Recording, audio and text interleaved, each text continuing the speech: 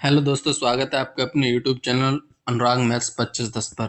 जैसा कि दोस्तों हमारी दूसरी क्लास हो चुकी है, आज हम तीसरी क्लास करेंगे जिसमें आज आज हम मौर्य काल, मौर्योत्तर काल, गुप्त काल, दक्षिण भारत और गुप्तोत्तर काल के बारे में पढ़ेंगे। ठीक है दोस्तों, आप हमारे इस क्लास की पीडीएफ हमारे टेलीग्राम चैनल ज्वाइन करके आप इसको ले सकते हैं। टेलीग्राम चैनल है हमारा AK ऑफिशियल, यही नाम है AK ऑफिशियल 2510। ठीक है दोस्तों, और इसी पे आप जाके ज्वाइन कर लेंगे टेलीग्राम पे और इसको आपकी पीडीएफ मिल जाएगी। इस क्लास के बाद आपको इसकी पीडीएफ हम पिन करवा देंगे टेलीग्राम चैनल में। ठीक है दोस्तों, आज के टॉपिक हमारे क्या क्या हैं: मौर्य काल, मौर्योत्तर काल, गुप्त काल और दक्षिण भारत और गुप्तोत्तर काल के बारे में जो प्रीवियस ईयर सवाल हैं उनकी हम आज प्रैक्टिस करेंगे। ठीक है दोस्तों, चलो आज चलते हैं।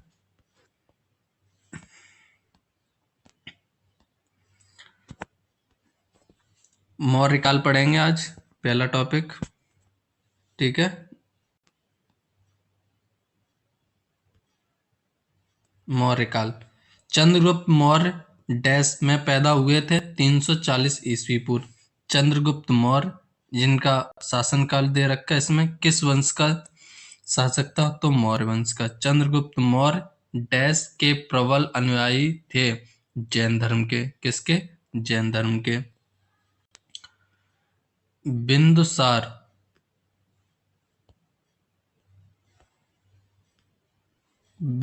किसका पुत्र था? चंद्रगुप्त का। महान अशोक 273 ईस्वी से 232 ईस्वी पूर्व किस वंश के संस्थापक थे? तो मौर्य वंश के थे। अशोक किस राजवंश के राजा थे? मौर्य वंश के।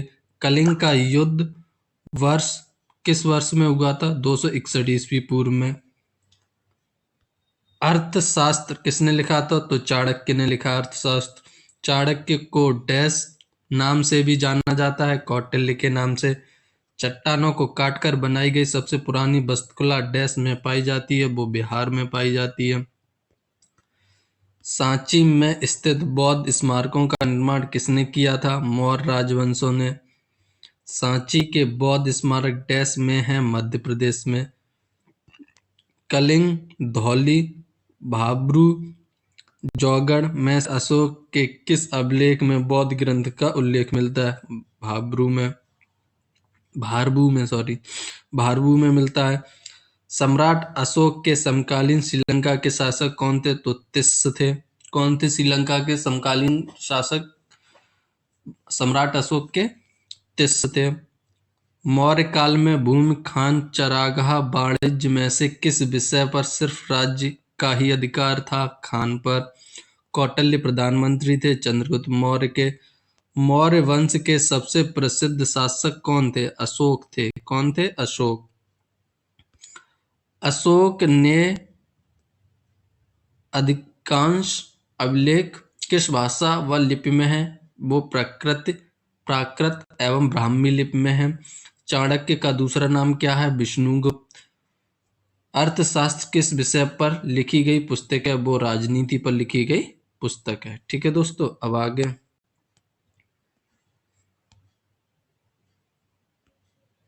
विश्व के इतिहास में एकमात्र राजा कौन था जिसने कलिंग युद्ध जीतने के बाद विजय त्याग दिया था? अशोक ने। सारनाथ स्तंभ का चक्र किसे इंगित करता है? वो करता है प्रगति को। सारनाथ स्तंभ के ऊपर रखे हुए शेर जिन्हें हम अपने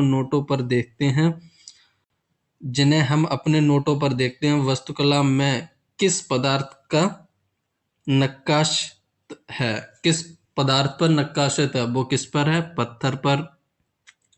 मौर्य वंश के ऐसे कौन से शासक थे जिन्होंने अभिलेख द्वारा जनता तक अपने संदेश पहुंचने का प्रयास किया? वो थे अशोक। मौर्य साम्राज्य की राजधानी कहाँ स्थित थी? पाटलिपुत्र में। यूनानियों को भारत से बाहर किसने निकाला था? अब ये हम ऑप्शनल वाले करेंगे। ठीक है दोस्तों, अभी हमने थोड़ी सी कर ली, अब हम मल्टीपल MCQ करेंगे। ठीक है दोस्तों, यूनानियों हम डायरेक्ट आंसर बताएंगे और किसी का हम ये विवरण जो अच्छा होगा उसका विवरण देंगे, क्योंकि क्वेश्चन ज़्यादा हैं तो ज़्यादा समय नहीं लेंगे। इसलिए दोस्तों, यूनानियों को भारत से बाहर किसने निकाला? तो किसने निकाला? चंद्रगुप्त मौर्य ने। अब ये क्यों निकाला था, यहाँ पे पता चलेगा। यूनानियों को भारत के बाहर निकालने का श्रेय चंद्रगुप्त मौर्य को जाता है। 305 ईस्वी पूर्व में यूनानियों शासक सेलुकस और चंद्रगुप्त मौर्य के मध्य हुए उपरांत हुई संधि के फलस्वरूप सेलुकस ने चंद्रगुप्त मौर्य के साथ अपनी पुत्री के विवाह में दहेज के रूप में एरिया, अराकोसिया, जैड्रोसिया और पेमिसदाई के क्षेत्रों को दे दिया था, इसलिए उसने निकाल दिया था। चंद्रगुप्त मौर्य ने अपने अंतिम दिन कहाँ गुजारे? तो वो गुजारे श्रवणबेलगोला में। ठीक है। अब श्रवणबेलगोला है क्या? जैन लेखों के अनुसार चंद्रगुप्त मौर्य ने अपने जीवन के अंतिम चरणों में अपने पुत्र के पक्ष में सिंहासन छोड़कर जैन साधु भद्रबाहु के साथ श्रवणबेलगोला मैसूर चले गए। यहीं इसने काया क्लेश द्वारा शरीर त्याग दिया। इसे जैन धर्म में सल्लेखना कहा जाता है, यानी कि काया क्लेश द्वारा अपना शरीर त्यागने को हम सल्लेखना कहते हैं। चंद्रगुप्त मौर्य का पुत्र कौन था? वो कौन था? बिंदुसार था। आगे, बिंदुसार का पुत्र कौन था? अब अशोक था। बिंदुसार के शासन के दौरान अशांति कहाँ थी? तो वो थी तक्षशिला में। अब तक्षशिला में क्या हुआ था जो अशांति हो गई थी? चंद्रगुप्त मौर्य के उत्तराधिकारी एवं उसके पुत्र बिंदुसार के शासनकाल में तक्षशिला में विद्रोह हुआ था। उसने अशोक का कुमार मात्य बनाकर वहां का विद्रोह दबाने के लिए भेजा। अशोक ने न केवल विद्रोह को शांत किया बल्कि वहां की प्रजा का प्रेम और विश्वास भी जीता था। ठीक है। आगे क्वेश्चन, अशोक के अधीन मौर्य राजतंत्र का सबसे सही वर्णन निम्नलिखित कौन सा होगा?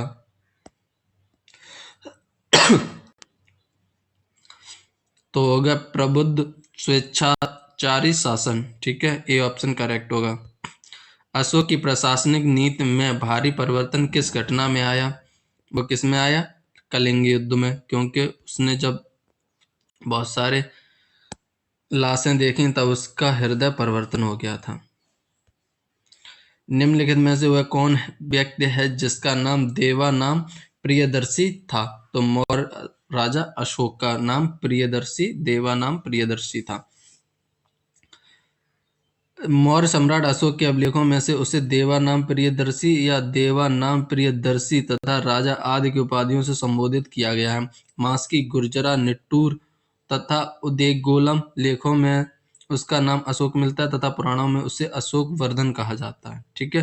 अब ये क्वेश्चन आ भी सकता है कि पुराणों में अशोक का नाम क्या था? तो क्या बोलेंगे? अशोक वर्धन। देवा नाम प्रिय के नाम से कौन विख्यात था? तो वो कौन था? अशोक। निम्न में से किसकी जानकारी अशोक के अभिलेखों से मिलती है? बताओ किसकी मिलती है? सभी की। आंतरिक जीवन वृत्त, विदेश नीति, आंतरिक नीति, सबकी जानकारी हमें मिलती है। आओ उनके अभिलेखों के बारे में थोड़ा जान लेते हैं।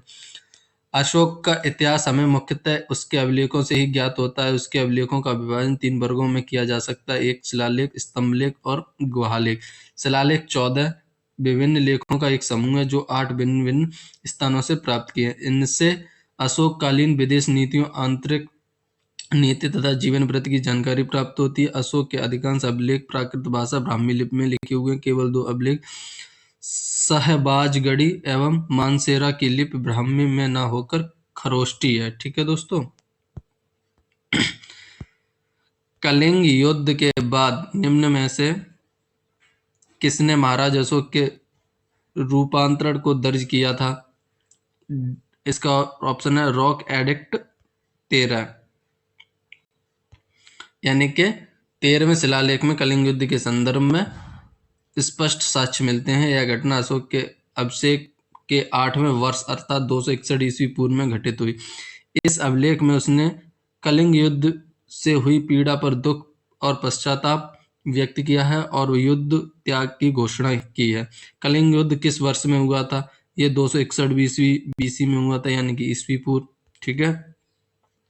अशोक पर कलिंग युद्ध का प्रभाव कहाँ दिखाई देता है? इसका आंसर है शिला पर उत्कीर्ण 13वां राज्य देश, यानी कि करेक्ट आंसर बी हो जाएगा इसका। आगे, किस शिला राजादेश में अशोक ने कलिंग युद्ध के हताहतों का उल्लेख किया है और युद्ध त्याग की घोषणा की है? तो किसमें की है? तो 13 में की है, 13वें शिलालेख में। चंद्रगुप्त मौर्य के दरबार में भेजा गया यूनानी राजदूत था, कौन था? वो था मेगस्थनीज। चंद्रगुप्त के दरबार में कौन सा राजदूत आया था, यूनानी राजदूत? वो था मेगस्थनीज। ठीक है, आगे चलते हैं। मेगस्थनीज यूनानी ग्रीस शासक सेल्यूकस निकेटर का राजदूत था, जो चंद्रगुप्त मौर्य के दरबार में आया था। इसने अपनी पुस्तक इंडिका, अब देखो सेल्यूकस की पुस्तक का नाम भी यहाँ पे आ गया इंडिका, में मौर्य युगीन समाज एवं प्रशासन के विषय में लिखा गया। मौर्य दरबार में ग्रीस के राजदूत का क्या नाम था? अब मौर्य दरबार में ग्रीस का राजदूत पूछा, वही अभी पूछा है मेगस्थनीज। इसी सवाल को दूसरी तरीके से, इंडिका किसने लिखी? वो मेगस्थनीज ने लिखी। अशोक ने किस बौद्ध साधु से प्रभावित होकर बौद्ध धर्म अपनाया? तो किससे होकर? उपगुप्त से होकर बौद्ध धर्म अपनाया। इस क्यों अपनाया? वो रीजन आएगा इसमें। सिंगली अनुश्रुतियों, दीपवंश एवं महावंश के अनुसार अशोक उसने शासन के 4थे वर्ष में निग्रोध नामक भिक्षु ने बौद्ध धर्म में अपनी दीक्षित किया। दिव्यावदान अशोक को बौद्ध धर्म में दीक्षित करने का श्रेय उपगुप्त नामक बौद्ध भिक्षु को देता है। ठीक है, अगला क्वेश्चन, चंद्रगुप्त मौर्य का प्रसिद्ध गुरु चाणक्य निम्नलिखित किस विद्या केंद्र से संबंधित था? तो वो था तक्षशिला से। अब आगे क्वेश्चन,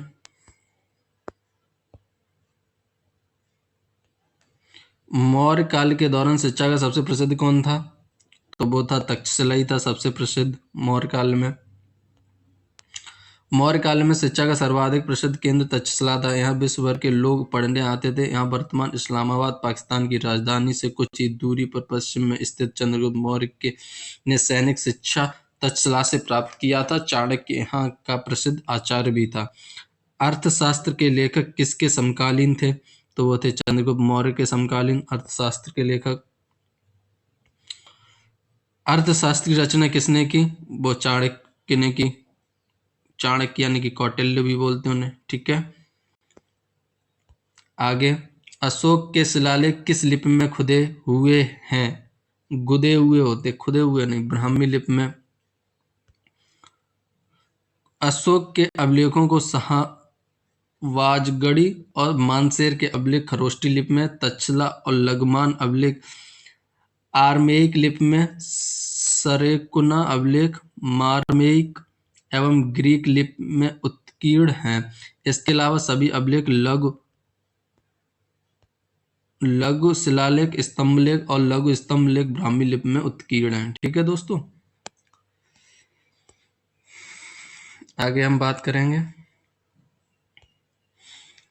24 क्वेश्चन नंबर, निम्न में से किसने और कब पहली बार अशोक के शिलालेखों को अर्थ स्पष्ट किया था? वो किया था जेम्स प्रिंसिप ने 1837 में। अब जेम्स प्रिंसिप कौन थे? सर्वप्रथम 1837 में जेम्स प्रिंसिप नामक विद्वान ने अशोक के शिलालेखों को पढ़ा, जबकि सबसे पहले 1750 में स्टीफन टेलर महोदय द्वारा खोजा गया अभिलेख दिल्ली मेरठ अभिलेख था। प्रसिद्ध इतिहासकार D.R. अम्बेडकर महोदय ने तो मात्र अभिलेखों के आधार पर अशोक का इतिहास लिखने का प्रयास किया था। बताओ आगे क्वेश्चन, किस प्रसिद्ध शासक को शिलालेख का जनक कहा जाता है? आगे सी को कहा जाता शिलालेख का जनक अशोक को। निम्न में कौन सा तत्व धम्म से वर्णित नहीं है? कौन सा है? संघ के प्रति आस्था।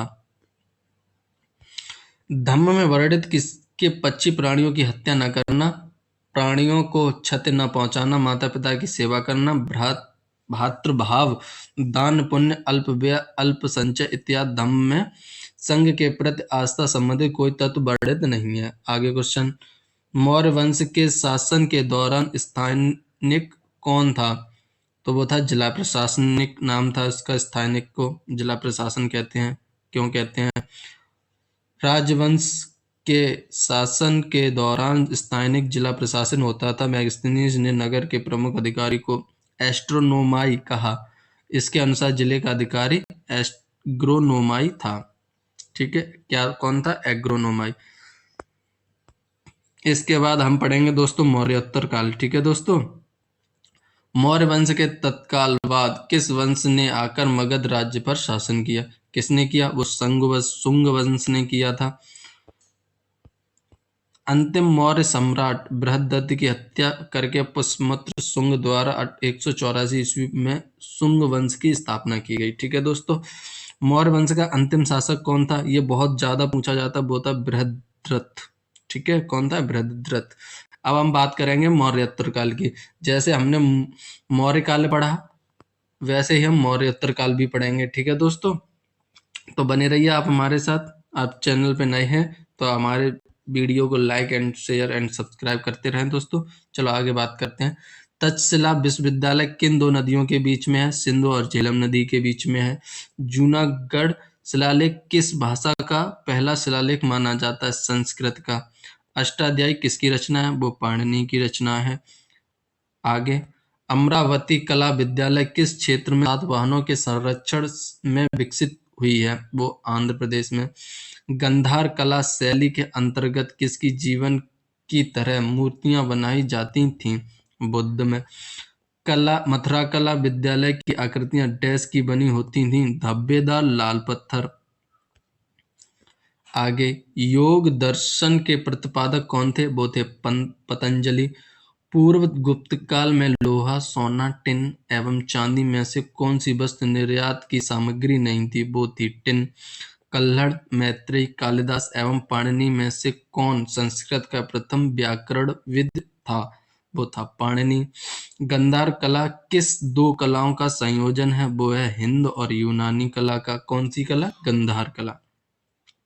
भारतीय कला का वह कौन सा स्कूल है जो ग्रेको रोमन बौद्ध आर्ट के नाम से भी जाना जाता है?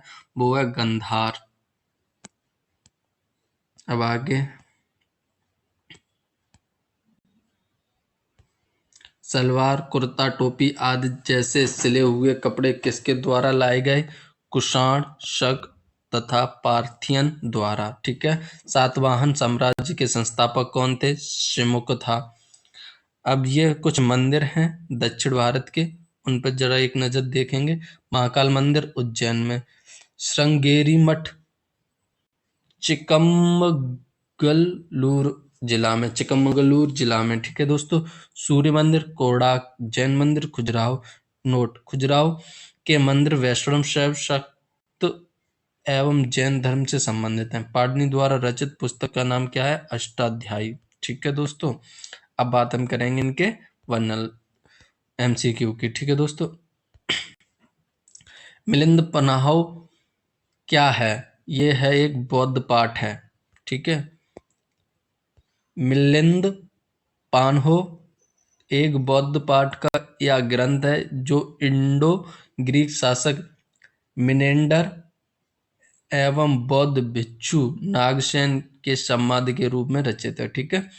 चरक किसके राज चिकित्सक थे? किसके राज चिकित्सक थे? कनिष्क के। अब कनिष्क का राज चिकित्सक पूछ सकता है कोई। ठीक है, तो चिकित्सा शास्त्रीय ग्रंथ चरक संहिता की रचना की किसने की? चरक ने। कुषाण काल में भारतीय एवं ग्रीक शैली के मिश्रण से विकसित कला विद्यालय को किस नाम से जाना जाता?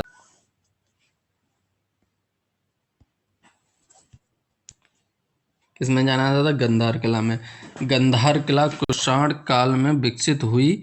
गंधार कला की विषय वस्तु भारतीय थी परंतु शैली यूनानी और रोमन थी, इसलिए गंधार कला को ग्रीको रोमन, ग्रीको बुद्धिस्ट या हिंदू यूनानी कला भी कहा जाता है। सर्वप्रथम गंधार नामक स्थान पर इसके प्रकट होने के कारण इसे गंधार कला भी कहा जाता है। आगे क्वेश्चन अगला, कौन सी कला ग्रीको बुद्ध काल के नाम से भी जानी जाती है? तो कौन सी कला जानी जाती है बताएंगे हमें। गंधार कला। कौन सी कला? ग्रीको बौद्ध कला के नाम से कौन सी जाने? गंधार कला। आगे क्वेश्चन, कुषाण वंश के प्रसिद्ध राजा का नाम बताइए। कनिष्क। दोस्तों हम थोड़ी स्पीड बढ़ाएंगे, हम सिर्फ और आंसर बताएंगे, इसकी जो विवरण है वो आप एक बार स्लो मोशन में देखकर इसको पढ़ सकते हैं। ठीक है दोस्तों। कनिष्क किस वर्ष में राज सिंहासन पर आरूढ़ हुए, यानी कि बैठे? 78 ईस्वी में। आगे क्वेश्चन, शक संवत किसने और कब शुरू किया? तो किसने किया? वो किया था कनिष्क ने 78 ईस्वी में। आगे क्वेश्चन, बौद्ध धर्म का संरक्षक कुषाण शासक कौन था? वो था कनिष्क। आगे क्वेश्चन, अब ये सुमेलित करने वाले क्वेश्चन है। ठीक है, सुमेलित करना है। निम्नलिखित साहित्य कृतियों एवं उनके लेखों के साथ मिलान कीजिए। तो मिलान करना है हमें। तो कविराज मार्ग ने कौन सी कृति लिखी थी? वो लिखी थी अमोघ वर्ष। ठीक है। और आदि पुराण में किसकी वर्णन है? जिनसेन का। ठीक है दोस्तों। और गणित सारा स्मृग किसका है? महावीरचार्य का। और अमोघ त्रिवृत्ति किसका है? सकटाएं का। ये सी ऑप्शन करेक्ट है। ठीक है दोस्तों। इसमें भी ये बहुत ही इम्पोर्टेंट है, इसमें से बहुत सारे सवाल बनते हैं कि शक संवत कब से शुरू हुआ, विक्रम संवत कब से शुरू हुआ, तो ऐसे सवाल बनते हैं। ठीक है दोस्तों, इसको हम जरा एक बार अच्छे से देख लेंगे। ठीक है। ठीक है, तो ये हो जाएगा विक्रम संवत कब से है? 58 BC में। ठीक है। और शक संवत यानी कि बी का कौन सा राइट हो जाएगा? तो वो हो जाएगा 78 AD में, यानी कि ईस्वी में आ गए हम।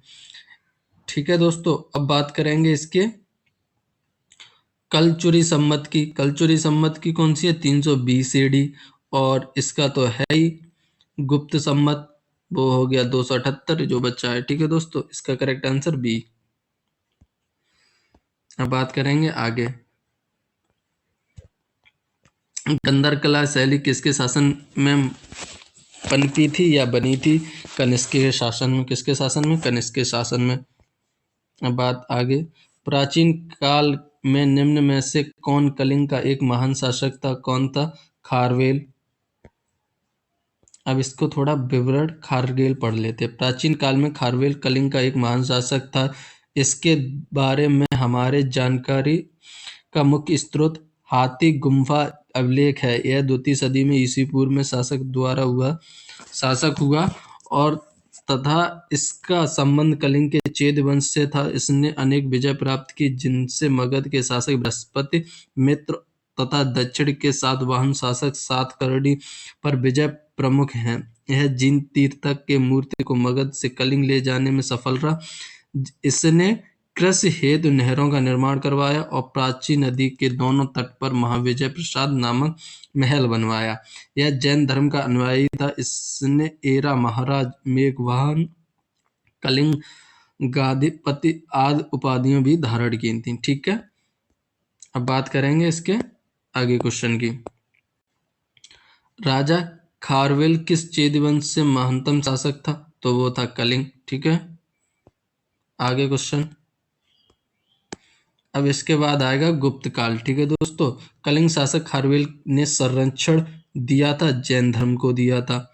आगे, सातवाहन का सबसे बड़ा शासक कौन था? वो था गौतमी पुत्र सातकर्णी। आगे क्वेश्चन, निम्नलिखित में से विद्या की सबसे पुरानी पीठ कौन सी है? वो है तक्षशिला। अब आ गई बारी गुप्त काल की। ठीक है दोस्तों, आगे गुप्त काल के बारे में पढ़ेंगे। ठीक है, न्याय सूत्र किसने लिखी थी? गौतम ने। नालंदा महाविहार का निर्माण किसने शुरू करवाया? वो है कुमारगुप्त ने। घटोत्कच जिसने 290 ईस्वी से 305 ईस्वी में राज्य किया था, किस साम्राज्य का राजा था? गुप्त साम्राज्य का राजा था। प्रथम हुड़ आक्रमण कब हुआ था? लगभग 458 ईस्वी में हुआ था। ठीक है दोस्तों, अब आगे बात करेंगे। भारत के इतिहास में किसके शासनकाल को भारत का स्वर्ण युग कहा जाता है? गुप्त साम्राज्य को। डैश प्रारंभिक 8वीं सदी के दौरान भारत के एक दार्शनिक और धर्मशास्त्री थे जिन्होंने अद्वैत वेदांत के सिद्धांत को समेकित किया था। वो थे आदि शंकराचार्य। ठीक है, आगे एलोरा एलोरा की गुफाएं डैश हैं, महाराष्ट्र में है। कौन सी गुफाएं?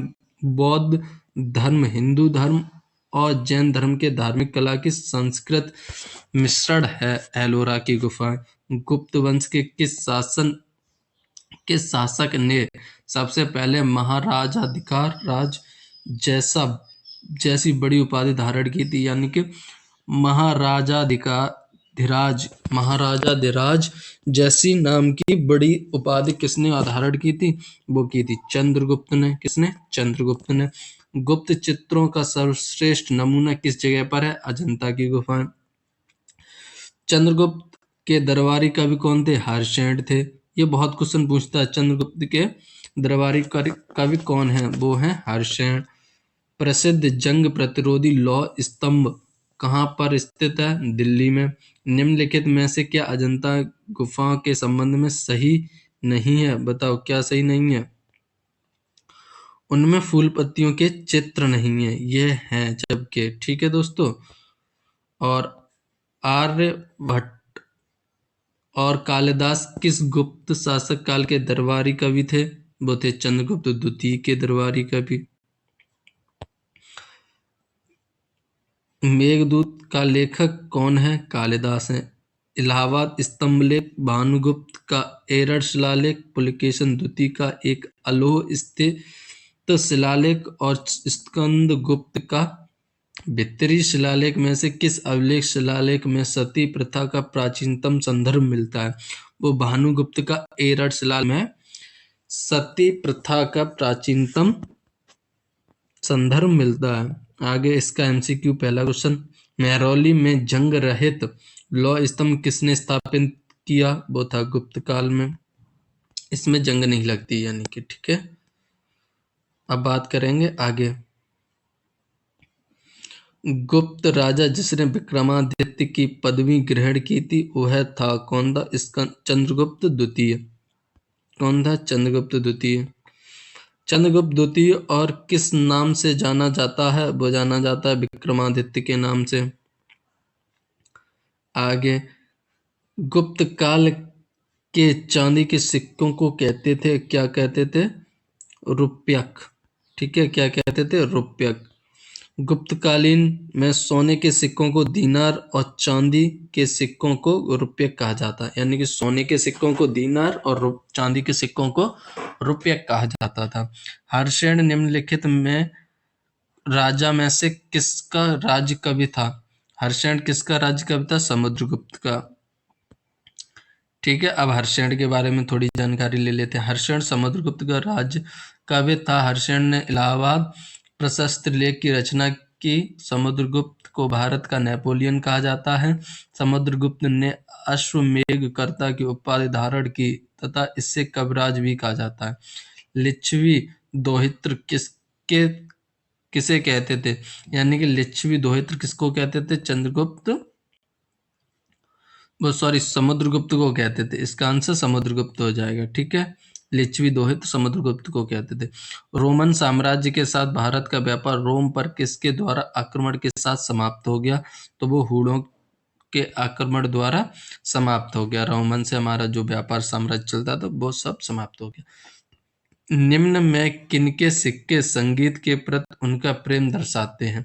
वो गुप्तों के सिक्के होते हैं।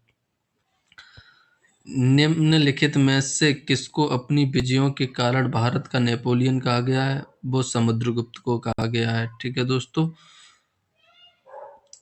समुद्रगुप्त का शासनकाल 350 से 375 ईस्वी। भारतीय नेपोलियन के नाम से आमतौर पर कौन हिंदू राजा विख्यात है? वो है समुद्रगुप्त। ठीक है दोस्तों, आगे क्वेश्चन, गुप्त काल में किस धातु के सर्वाधिक सिक्के जारी किए गए? वो किए गए सोने के। ठीक है, आगे ऐसा करते हैं दोस्तों, दोनों तरफ से हम इसको करवाते रहते हैं। ठीक है, आ जाएंगे ना दो दो क्वेश्चन तो जल्दी हो जाएगा। प्रसिद्ध गुप्त संवत निम्नलिखित में से किस वर्ष से शुरू किया गया? वो किया गया 319 ईस्वी पूर्व से। फिर सीक्वेंस बिगड़ जाएगा, रहने दो दोस्तों। इलाहाबाद स्तंभ के शिलालेख में किसकी उपलब्धियां वर्णित हैं? वो हैं समुद्रगुप्त की। ठीक है दोस्तों, किसकी? समुद्रगुप्त की। इलाहाबाद स्तंभ लेख किसने बनवाया? वो बनवाया हर्षेण ने बनवाया। आगे क्वेश्चन, फाहन किसके शासनकाल में के दौरान भारत आया था? किसके शासनकाल में भारत आया था? वो आया था हमारे चंद्र कुम चंद्रगुप्त के मौर्य शासनकाल में। A option. ठीक है, चंद्रगुप्त द्वितीय, सॉरी, चंद्रगुप्त द्वितीय के शासनकाल में फायन आया था। ठीक है, आगे क्वेश्चन,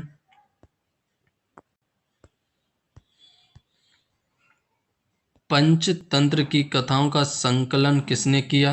वो किया विष्णु शर्मा ने। किसने किया? विष्णु शर्मा ने। मेघदूत का लेखक कौन है? वो है कालिदास, मेघदूत के लेखक। अब कालिदास की थोड़ी सी कृतियां हैं। कालिदास को भारत का शेक्सपियर कहा जाता है, गुप्तकालीन की विभूति थे। इनकी प्रमुख कृतियां अभिज्ञान शाकुंतलम, श्रुतसंहार, मालविकमित्रम, कुमार संभवम, मेघदूत और रघुवंश है। निम्नलिखित में से अगला क्वेश्चन, वह व्यक्ति कौन है जो चिकित्सक नहीं थे, यानी कि डॉक्टर नहीं था? कौन था? चारवाक। प्राचीन भारत के विख्यात चिकित्सक धन्वंतरि ने अपना परामर्श किसके दरबार में दिया था? वो दिया था चंद्रगुप्त द्वितीय के दरबार में। नेक्स्ट क्वेश्चन, बराहमिहिर थे कौन थे? वो थे एक प्राचीन खगोल विद, एस्ट्रोनॉमर जिसे बोलते हैं इंग्लिश में। अगला क्वेश्चन, किसके शासन के दौरान अजंता की गुफाएं निर्मित की गई थीं? वो की गई थीं गुप्त काल के दौरान अजंता की गुफाएं बनाई गई थीं। अब बात करेंगे हम दक्षिण भारत की।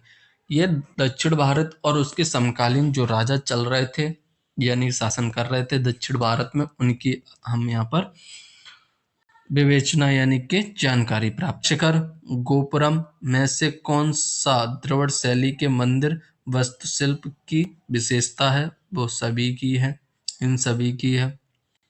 मीनार, शिखर, गोपुरम, यानी कि इन तीनों की। चोल अभिलेखों में उल्लिखित भूमि की विभिन्न कोटियों के अनुसार को किसी विद्यालय के रखरखाव की भूमि कहा जाता है? सालाभोग। ठीक है, किसको? सालाभोग।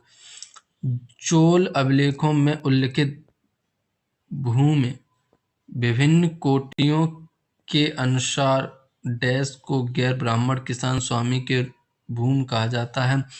बेलन वगाई। क्या कहा जाता है? बेलन वगाई। अब ये मंदिर है, प्रसिद्ध मंदिर है। बृहदीश्वर मंदिर तमिलनाडु में है, दिलवाड़ा मंदिर राजस्थान में है, लिंगराज मंदिर उड़ीसा में, हम्पी के स्मारकों का समूह वो है कर्नाटक में,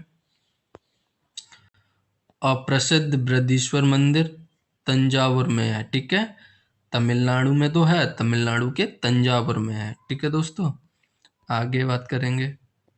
इसमें प्रमुख मंदिरों को विशेषता कर आप लोग ध्यान रखें। महाबलीपुरम में स्मारकों के समूह को किसने बनवाया था? पल्लव राजाओं ने बनवाया था। महाबलीपुरम डैश द्वारा स्थापित किया गया था? नरसिंह वर्मन के द्वारा स्थापित किया गया था।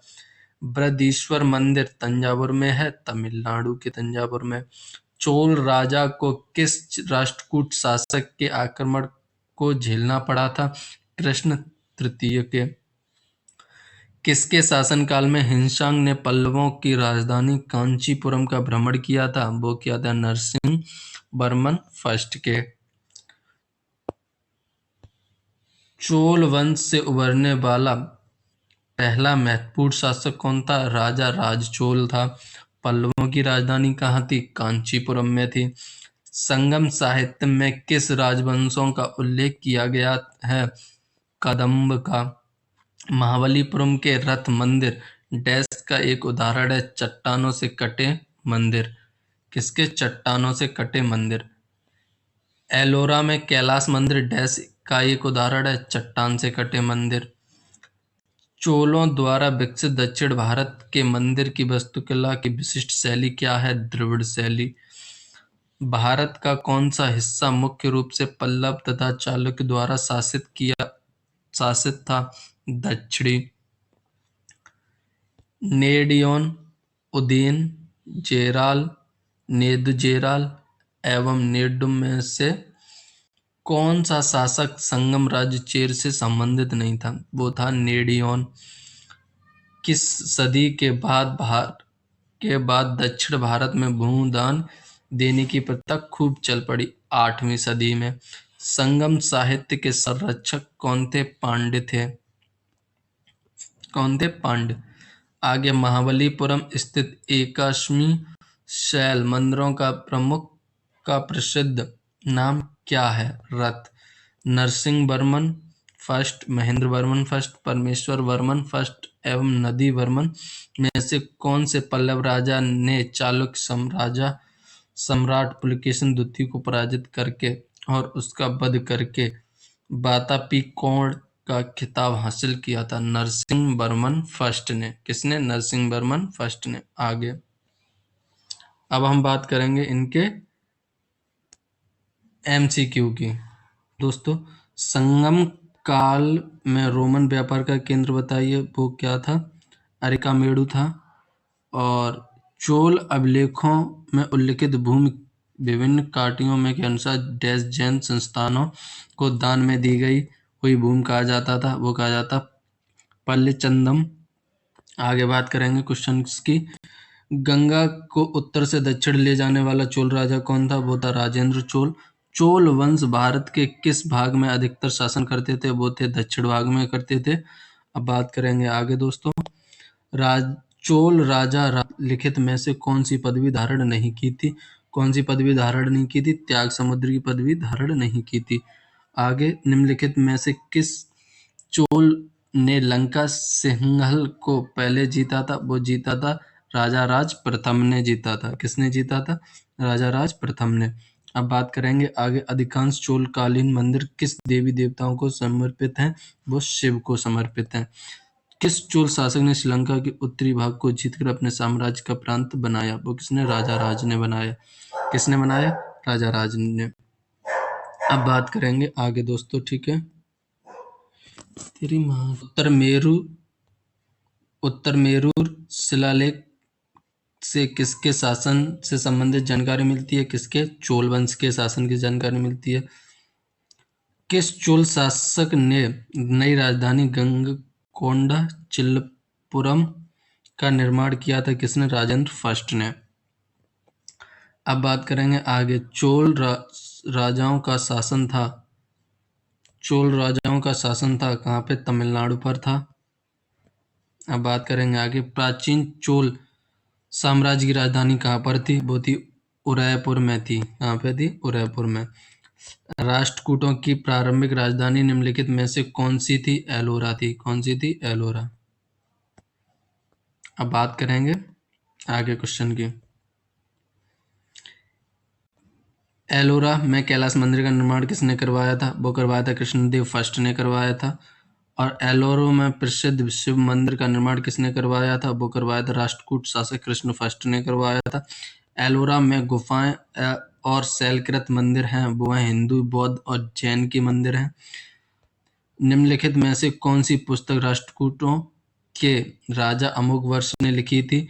वो लिखी थी कविराज मार्ग ने लिखी थी। आगे नए क्वेश्चन की बात करेंगे। इसके बाद हमारा रह जाएगा गुप्तोत्तर काल। महाबलीपुरम के सप्त पैगोडा किसके द्वारा संरक्षित कला के साक्षी हैं? पल्लवों के। कौन सा प्राचीनतम भारतीय साम्राज्य नीचे उसकी राजधानी के साथ गलत जोड़े में है? पल्लव भैरव। इसकी राजधानी कांची होती है। किस पल्लव शासक ने शासन काल में पल्लवों और चालुक्यों के बीच लंबा संघर्ष शुरू हो गया था? वो हो गया था महेंद्र वर्मन के बीच में। ठीक है दोस्तों, अब आगे बात करेंगे। Question number 19। निम्नलिखित में से क्या राष्ट्रकूटों का सर्वाधिक चिरस्थायी योगदान है? वो है कन्नड़ काव्य के 3 कवि पंपा, पोन्ना और रान्ना तथा कैलाश मंदिर। आगे क्वेश्चन नंबर 23। किस राजवंश के दौरान महाबलीपुरम मंदिर का निर्माण किया गया था? वो किया गया था पल्लव राजा राजवंश के उसमें शासनकाल में। एलोरा में ठोस शैलों को काटकर बनाए गए प्रसिद्ध कैलाश मंदिर का निर्माण निम्नलिखित में से किनके संरक्षण में किया गया था? वो किया गया था राष्ट्रकूटों के संबंध में। महाबलीपुरम में रथ मंदिरों का निर्माण किस पल्लव शासक के शासनकाल में हुआ था? किसके में हुआ था? नरसिंह वर्मन प्रथम के में हुआ था। पुलकेशन द्वितीय किसका महानतम शासक था? वो था कांची के पल्लव का। कहाँ का? कांची के पल्लव का। अब आगे बात करते हैं क्वेश्चन नंबर 26 की। क्वेश्चन नंबर निम्नलिखित में से कौन सा शिलालेख चालुक्य सम्राट पुलकेशन द्वितीय से संबंधित है? सी एल्हो है। क्वेश्चन की 26 क्वेश्चन नंबर, निम्नलिखित में से कौन सा शिलालेख चाणक्य सम्राट पुलकेशन द्वितीय से संबंधित है? कौन सा शिलालेख? एल्हो शिलालेख। ठीक है दोस्तों, आगे। रवि कीर्ति जो एक जैन थे और जिन्होंने एल्हो प्रशस्ति की रचना की थी, को किसका संरक्षण प्राप्त था? पुलकेशन द्वितीय का संरक्षण प्राप्त था। आगे, पश्चिमी चालुक्य वंश का प्रसिद्ध शासक कौन था? वो था रवि कीर्ति, नहीं पुलकेशन द्वितीय था, सॉरी। कौन था? पुलकेशन द्वितीय। प्रसिद्ध दिलवाड़ा मंदिर स्थित है, वो है राजस्थान में। ठीक है दोस्तों, आगे बात करेंगे हम दिलवाड़ा का, वो सॉरी, द्वितीय पार्डियन साम्राज्य के भूमि माप का उल्लेख किसमें किया गया था? वो है थलवईपुरम तांबे की प्लेट है। किसमें? थलवईपुरम तांबे की प्लेट है। पुस्तक कथा सरित सागर किसने लिखी थी? वो लिखी थी सोमदेव ने। किसने लिखी थी? सोमदेव ने। विक्रमांक देवचरित के लेखक कौन थे? वो थे बिल्हड़। किसके लेखक? विक्रमांक देवचरित्र के लेखक कौन थे? वे थे बिल्हड़। अब बात करेंगे दोस्तों गुप्तोत्तर काल। आज का ये लास्ट टॉपिक है दोस्तों। ठीक है दोस्तों, और हमने लगभग 100 से ज़्यादा क्वेश्चंस और 100 से ज़्यादा ही वन लाइनर क्वेश्चंस हमने करवा दिए हैं। अब बात करेंगे आगे इसकी। 12वीं सदी के मध्य में तोमर राजपूतों को 12वीं सदी के मध्य में तोमर राजपूतों को डैश के चौहान ने परास्त किया था? अजमेर। 7वीं सदी के बड़े भूस्वामी और योद्धा सरदार को उस समय के राजा किस रूप में मान्यता देते थे? सामंत के में। पहियों के साथ सूर्य देवता के रथ के रूप में कौन सा मंदिर बनाया गया था? कोणार्क का सूर्य मंदिर। ओडिशा का विश्व प्रसिद्ध कोणार्क सूर्य मंदिर के द्वारा बनवाया गया था? नरसिंह देव के द्वारा बनवाया गया था। हुमा का झुकता हुआ मंदिर डैश को समर्पित किया गया है? शिव को। पाल साम्राज्य का प्रथम शासक कौन था? गोपाल। पृथ्वीराज चौहान के पिता कौन थे? सोमेश्वर चौहान। कौन थे? सोमेश्वर चौहान। अब बात करेंगे आगे क्वेश्चंस की। इसको थोड़ा बड़ा कर लेंगे, अच्छे से समझ आएगा। पृथ्वीराज चौहान ने डैश से विवाह किया था तथा वह उनके शत्रु जयचंद्र गढ़वाल की बेटी थी संयोगिता। खजुराहो का स्मारक समूह किस राजवंश से संबंधित है? चंदेल से। महाराष्ट्र में स्थित अजंता के चट्टानों को काटकर कौन सा गुफा स्मारक किस धर्म के हैं? बौद्ध धर्म के।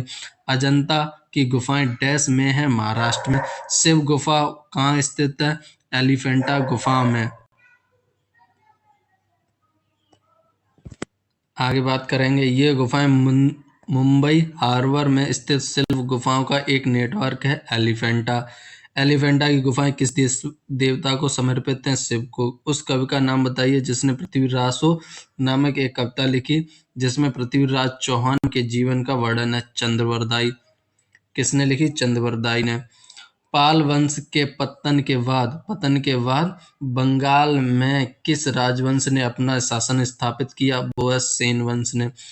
महर्षि गौतम का संबंध किस भारतीय दर्शन से? न्याय दर्शन से। कुलीन, प्रतिहार, राष्ट्रकूट एवं सेन में से किसके शासनकाल से संबंधित था? सेन के। अब कुछ वो है प्रतिहार कन्नौज से। पल्लव कांची की राजधानी है, वो सॉरी पल्लव की राजधानी कांची है। सेन की राजधानी लखनौती है। चालुक्य की राजधानी वातापी है। ठीक है, आगे क्वेश्चन बगदाद निवासी अल मसूद किसके शासनकाल में भारत आया था? महीपाल के शासनकाल में। होयसल, पांड्य, करदम तथा कलबुरी में से कौन सा राजवंश दक्षिण भारत में स्थित नहीं था? कलचुरी। संस्कृत कवि राजशेखर डैश के दरबार में रहते थे? महीपाल के। किस मंदिर को ब्लैक पगोड़ा के नाम से भी जाना जाता है? सूर्य मंदिर। कोणार्क को ब्लैक पगोड़ा के नाम से जाना जाता है। राष्ट्रकूट वंश का संस्थापक कौन था? दंती दुर्गता। राजस्थान के माउंट आबू का दिलवाड़ा मंदिर किसके द्वारा समर्पित है? जैन तीर्थक के। कौन से दो प्रमुख शहर चहामानों के नियंत्रण में थे? दिल्ली और अजमेर। किनके नियंत्रण में थे? दिल्ली और अजमेर थे चार मानों के में। अब है परमार, चालुक्य, प्रतिहार एवं चंदेलों में से किस राजपूत वंश का संबंध अग्निकुल से नहीं है? चंदेलों का। सूर्य मंदिर कौन से राज्य में स्थित है? ओडिशा में। राजा हर्ष ने अपनी राजधानी डैश डैश स्थानांतरित की? थानेश्वर से कन्नौज। राजा हर्ष ने अपनी राजधानी कहाँ से की? थानेश्वर से कन्नौज। विक्रमशिला विश्वविद्यालय के संस्थापक कौन थे? धर्मपाल थे। भारत के किस क्षेत्र में कामरूप एक प्राचीन है? असम में। कहाँ पे है? असम में। आगे कंबोडिया में स्थित अंकोर वाट तथा सुप्रसिद्ध विष्णु मंदिर किसने बनवाया? सूर्यवर्मन द्वितीय ने बनवाया। आगे पहला क्वेश्चन एमसीक्यू, हर्षचरित के लेखक कौन थे? वो थे बाणभट्ट। कौन थे? बाणभट्ट। अगला क्वेश्चन, एक महान रोमानी नाटक कादम्बरी का लेखक था? वो था बाणभट्ट। कादम्बरी का भी लेखक कौन थे? बाणभट्ट थे। निम्नलिखित में से कौन सा युग्म सही मेल नहीं खाता है? वो है विक्रमादित्य चैतन्य। ये सही मेल नहीं खाता है। आगे क्वेश्चन, अब बात करेंगे 13वीं शताब्दी में राजस्थान के माउंट आबू में प्रसिद्ध दिलवाड़ा मंदिर किसने बनवाया था? वो बनवाया था तेजपाल ने। आगे क्वेश्चन 8वां, मिहिर भोज राजपूतों के किस कुल से संबंधित है? वो है प्रतिहारों के कुल से संबंधित है। आगे क्वेश्चन, खजुराहो मंदिर का निर्माण किसने किया था? वो किया था चंदेल राजपूत ने। आगे प्रतिहार वंश का महानतम राजा कौन था? वो था भोज, मिहिर भोज भी कहते हैं जिसे। आगे क्वेश्चन नंबर 6, मध्य प्रदेश में खजुराहो समूह के स्मारक के किस धर्मों के मंदिर हैं? वो है हिंदू और तथा जैन धर्मों के मंदिर। आगे क्वेश्चन नंबर 10, हिंसंग किसके शासनकाल में भारत आया था? वो हर्षवर्धन के शासनकाल में भारत आया था। हिंसंग कौन था? वो एक प्रसिद्ध चीनी राजदूत था। निम्न में से किस प्रतिहार राजा ने प्रमाण की उपाधि ली थी? वो थी मिहिर भोज ने। उस चीनी यात्री का नाम बताइए जो हर्षवर्धन काल के दरबार में आया था। वो है हैंशांग, अभी बताया जस्ट ऊपर क्वेश्चन नंबर 10 में सेम है। अब बात करेंगे आगे क्वेश्चंस की। किसके शासनकाल में हिंसंग भारत आया था? हर्षवर्धन के में। संस्कृत नाटक नागानंद की रचना किसके शासक द्वारा की गई थी? वो की गई थी हर्षवर्धन के द्वारा। प्रिंस ऑफ पिलग्रिम्स नाम किसे प्रदान किया गया था? वो किया गया था हिंसंग को। कौन सा नाम किया गया था? प्रिंस ऑफ पिलग्रिम्स नाम से। आगे क्वेश्चन नंबर 14, हर्षवर्धन को किसने पराजित किया था? वो किया था पुलकेशन द्वितीय ने। आगे क्वेश्चंस, हर्षवर्धन का समकालीन दक्षिण भारतीय शासक कौन था? वो था पुलकेशन द्वितीय। आगे नेक्स्ट क्वेश्चन नंबर 16, हर्षवर्धन की आरंभिक राजधानी कहाँ थी? वो थी थानेश्वर, जिसे इसने कन्नौज स्थानांतरित किया था। भारत में नालंदा विश्वविद्यालय किस राज्य में स्थित है? वो है बिहार में। अब क्वेश्चन नंबर 18 हमारा रह गया है, उसे हम जरा देखेंगे। ये है मध्यकालीन यात्रियों तथा उनके देशों के साथ मिलान। मार्को पोलो कहाँ का? वो था निवासी, वो था इटली का मार्को पोलो। इब्न बतूता कहाँ का है? वो है मोरक्को का। एंटोनियो मोनसेरेट कहाँ के हैं? वो हैं स्पेन के। महमूद वली वल्खी कहाँ के हैं? वल्ख के। ठीक है दोस्तों, अब बात करेंगे हम आगे क्वेश्चंस की। ठीक है,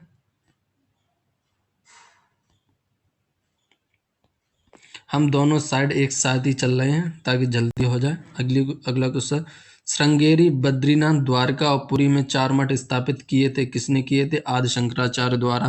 कोट सूर्य मंदिर किसने बनवाया था? वो बनवाया था नरसिंह देव प्रथम ने।